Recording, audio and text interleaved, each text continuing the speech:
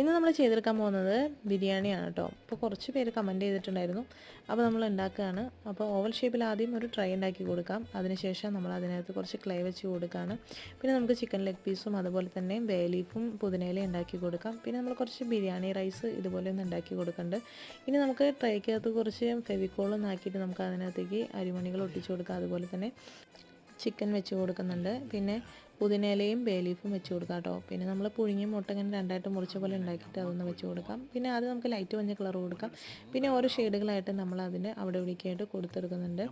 ഇനി നമുക്ക് ചിക്കന് കളർ ചെയ്ത് കൊടുക്കാം. ആദ്യം ലൈറ്റ് ഷെയ്ഡ് കൊടുത്തതിന് ശേഷം പിന്നെ ഡാർക്ക് കളർ വെച്ചിട്ട് ഷെയ്ഡ് ചെയ്ത് കൊടുക്കാം കേട്ടോ. പിന്നെ ബേ ലീഫിനും പുതിനയിലയ്ക്കും കളർ ചെയ്ത് കൊടുക്കാം. പുഴുങ്ങിയ മുട്ടയ്ക്ക് കളർ ചെയ്ത് കൊടുക്കാം കേട്ടോ. അപ്പോൾ നമ്മളിനി പ്ലേറ്റിന് കളർ ചെയ്ത് കൊടുക്കാൻ പോകണം. ബ്ലാക്ക് കളർ ആദ്യം കൊടുക്കാം. പിന്നെ സിൽവർ ഡസ്റ്റ് വെച്ചിട്ട് നമ്മളൊന്ന് ടച്ച് ചെയ്ത് കൊടുക്കുകയാണ്.